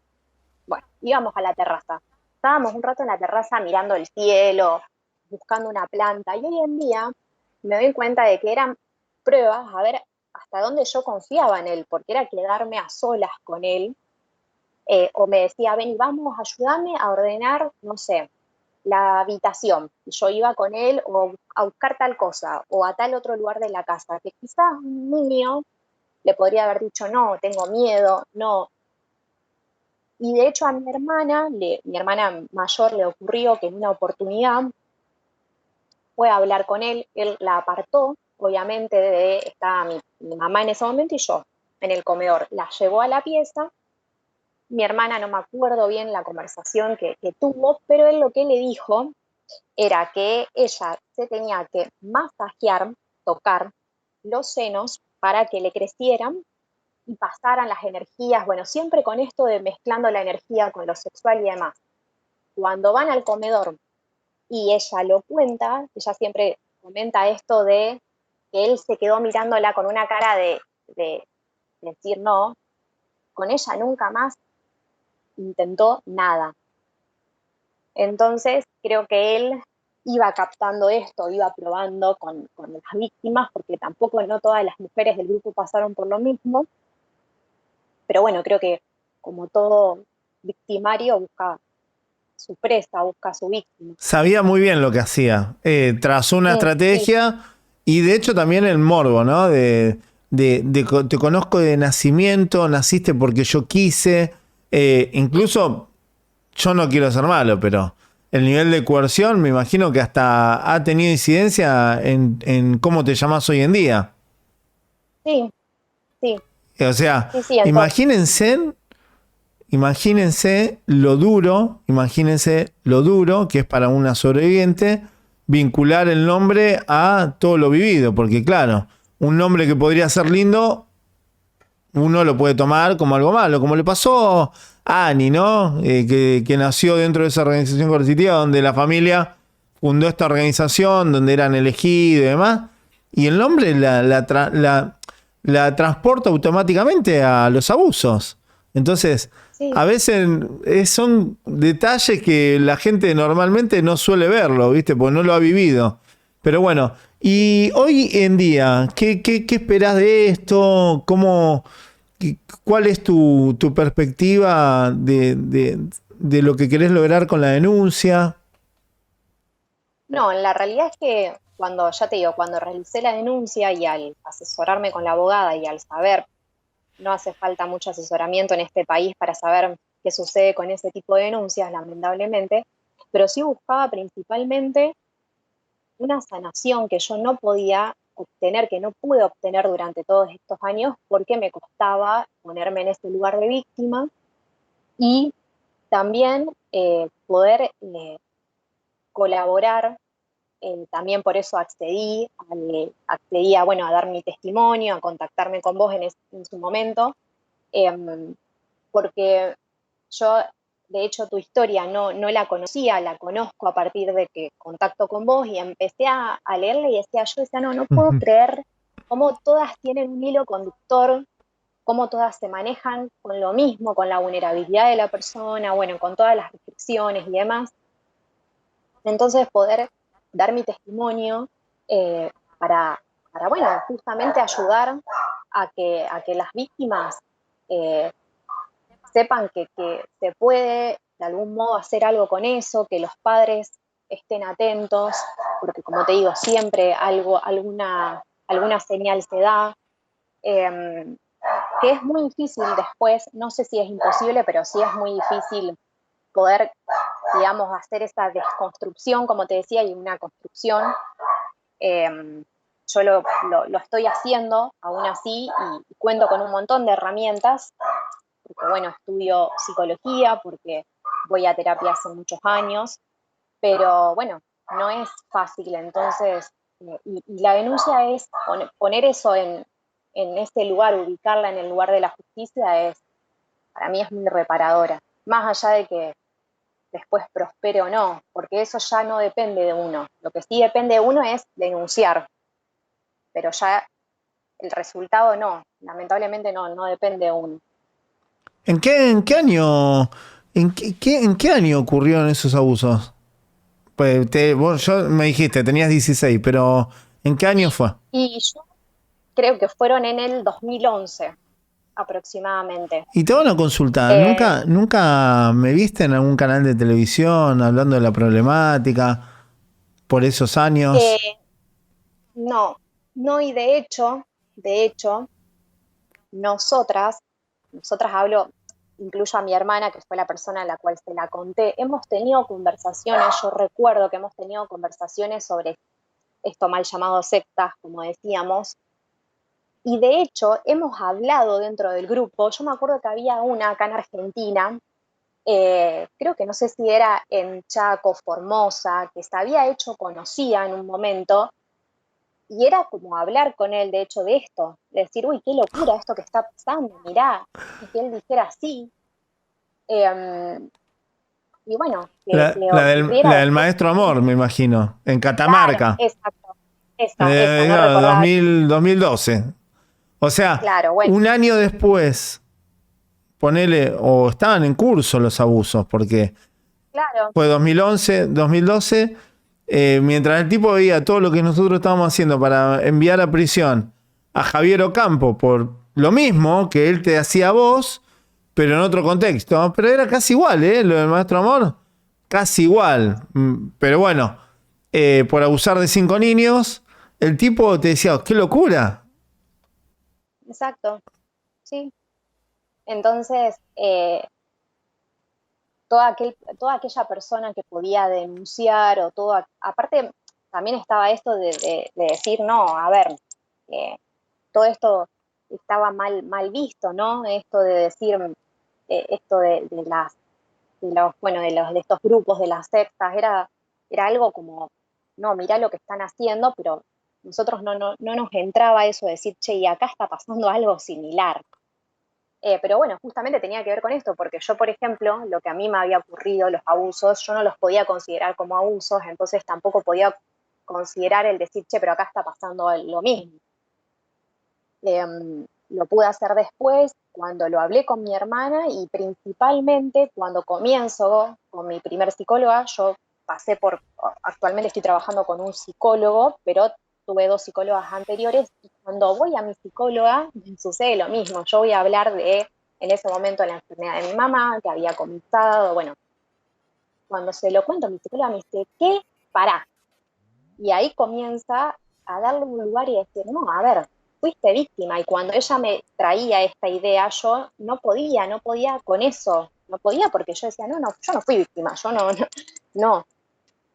Y bueno, hoy en día, por suerte, mis anteriores, ella, esta primera psicóloga y mi segunda psicóloga fueron a declarar también y bueno, está su testimonio, que importa porque es un testimonio profesional, digamos, y también me acompañaron a lo largo del recorrido porque ella supo muy bien que yo en un primer momento no me podía posicionar y hoy en día con mi actual terapeuta sí, y ya estoy trabajando de otro modo. Yo creo que el punto a favor, ¿no? Es difícil, son estas causas, son muy difíciles porque es tu palabra contra la palabra del otro lado, ¿no? Del otro lado pueden decir, mirá, pues se lo pude haber imaginado, yo no hice nada, no tengo nada que ver. Ahora, cuando es la palabra uno contra uno, es complejo. Y no creo que una causa avance por los dichos de una persona sobre otra. O sea, tiene que haber pruebas. Y acá la prueba, más allá de tu testimonio, es que otra persona está diciendo que pasó por exactamente lo mismo. Esa es la mayor prueba que puedes tener, ¿no? El tema de tu psicólogo va a trasladar lo que vos le dijiste, ¿no? Sí puede decir, sí, para mí esto es verídico, ¿no? Pero las pericias son por otro lado. Pero las pericias son importantes, pero creo que lo más importante es que hay un contexto dentro de la denuncia. Hay otros que están diciendo que es verdad y que tu relato, a pesar de que fue en una habitación de 1 a 1, todo lo demás se puede comprobar por otros testigos y que hay otro testigo que le sucedió lo mismo. Por lo cual, creo que tenés buenas chances de que se logre justicia. Justicia, un reconocimiento, porque justicia, yo esto la verdad que no lo considero justicia, ¿no? No, pero bueno, dentro de lo que es la causa, yo sé que el hecho en sí de lo que a mí me pasó puede ser refutado por un abogado, puede ser que el abogado digamos, obviamente, ¿a qué van? A la edad, a que sí, yo como no sabía lo que estaba ocurriendo, a lo que siempre Hasta pueden había. decir que fue consentido. Sinceramente. Sí, Hasta pueden decir que fue consentido, porque tenías 16. Creo que después claro, de los 15 o 14 existe el consentimiento. No quiero decir una burrada. Esto cambia según el país también. Y acá no en muchos países. Pero hay una edad que siendo menor, uno puede decir dio el consentimiento y tiene otro grado, no sé cómo es la mano. Si son, creo que es menor de 14, es abuso sí o sí. No hay un consentimiento, no se toma el consentimiento. Pero creo que ya a partir de los 16 creo que puede haber un consentimiento de parte de un menor de edad, ¿no?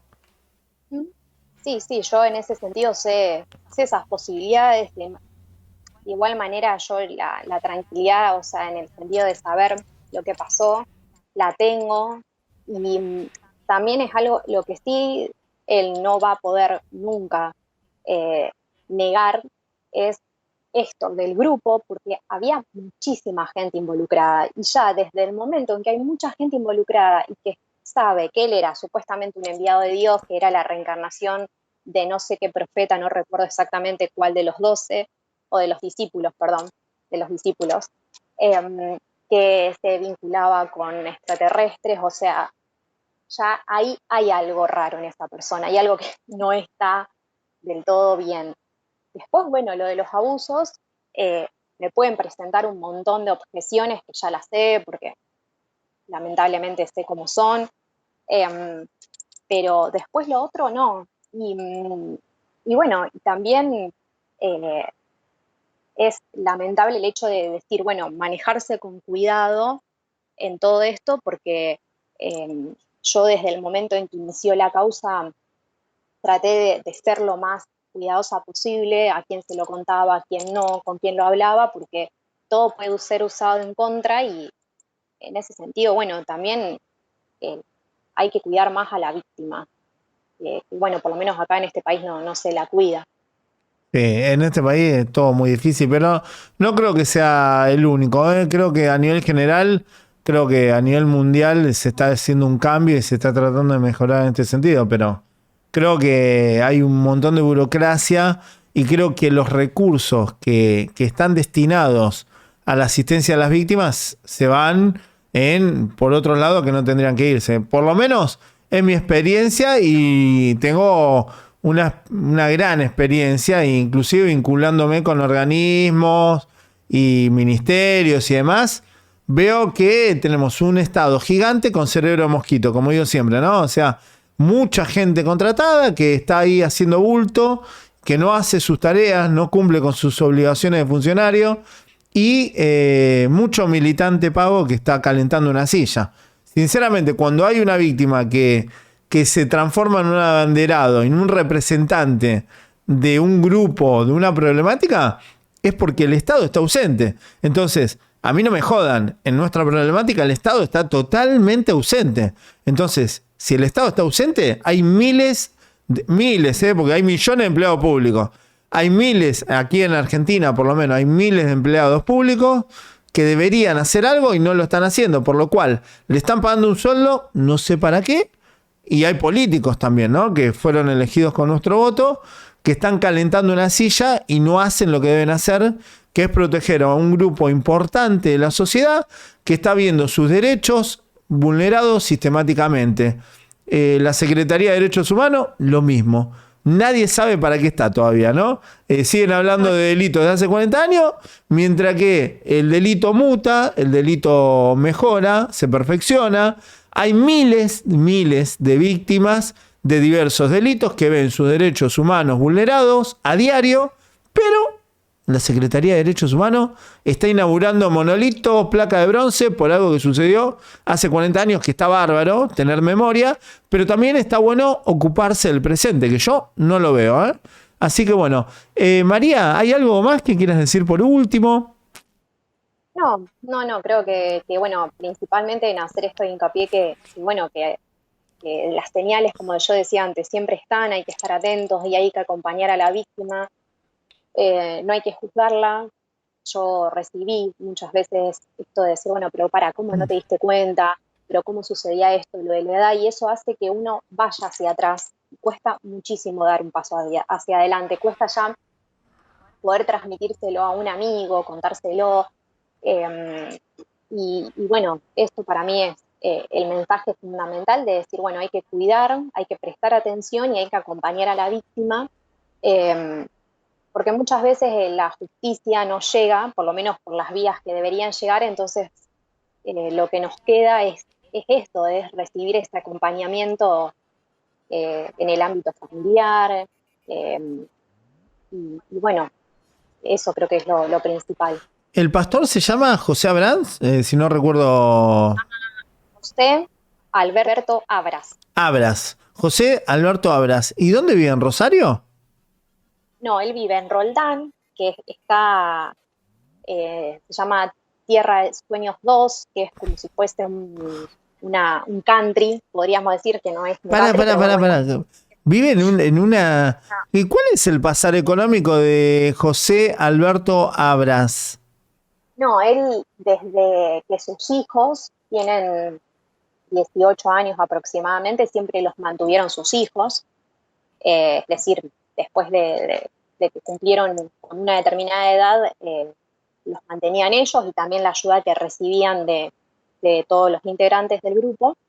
Y no trabaja actualmente porque obviamente, bueno, es mayor de edad y demás, entonces, bueno, vive con su hijo ahí y anteriormente vivía con su hija, que posteriormente, bueno, fallece por COVID y bueno, él después se muda con su hijo, pero ahí mismo.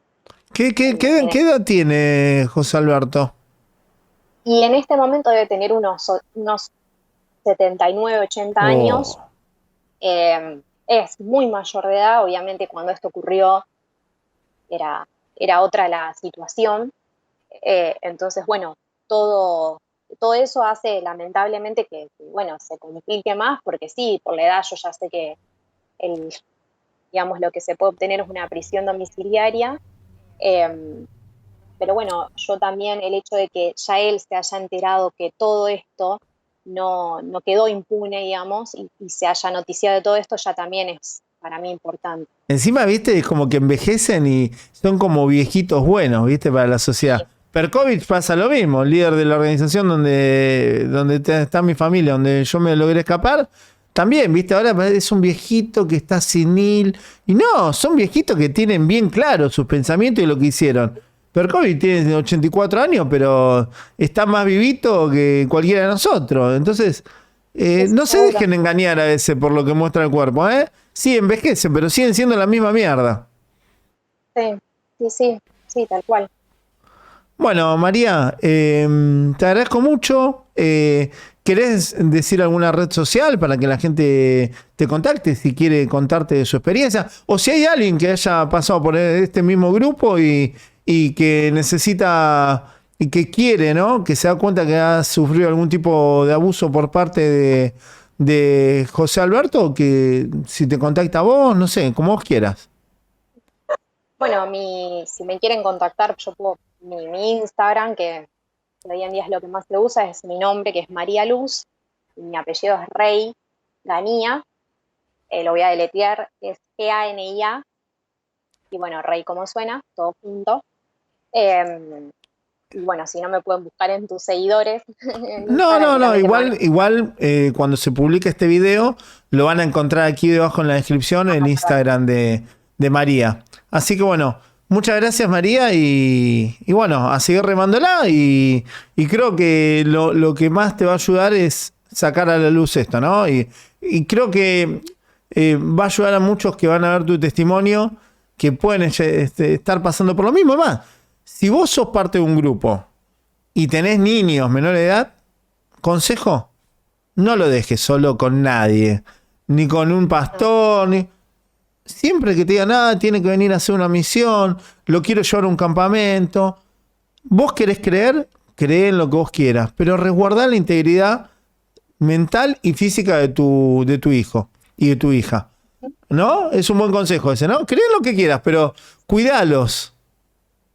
Sí, hay que cuidar a los niños porque son los principales, los adolescentes también, los principales afectados en todo esto, creo. Exactamente. Bueno, María, te mando un beso y muchas gracias por haber dado tu testimonio, ¿eh?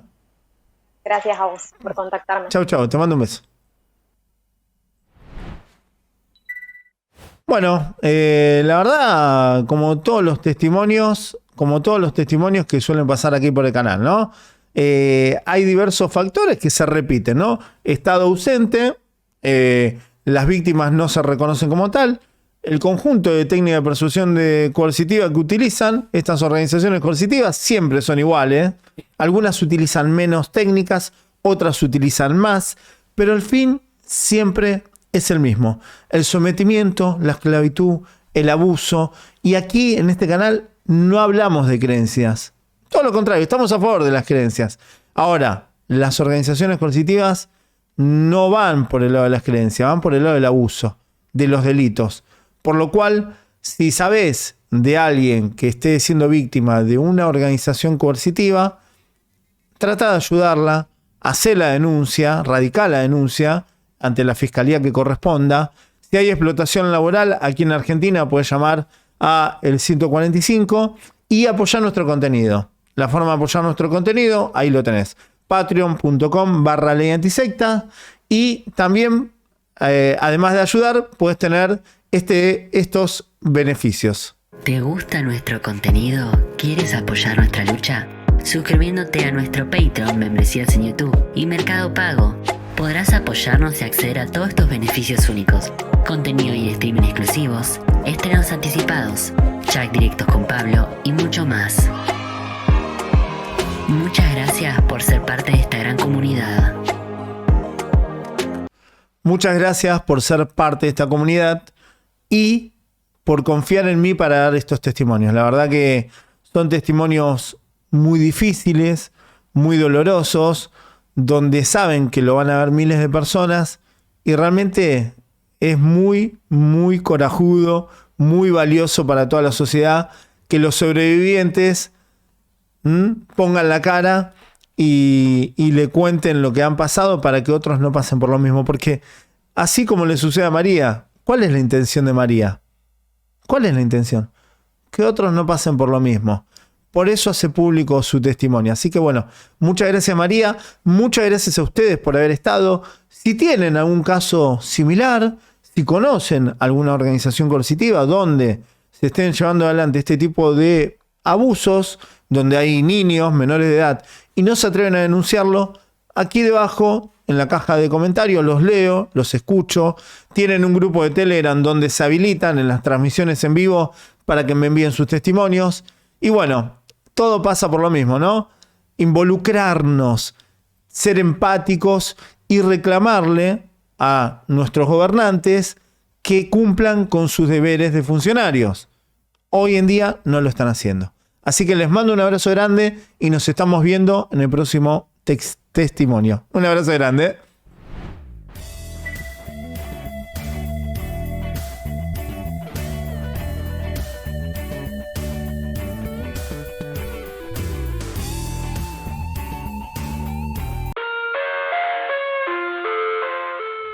Dejen su like, suscríbanse y compartan el video.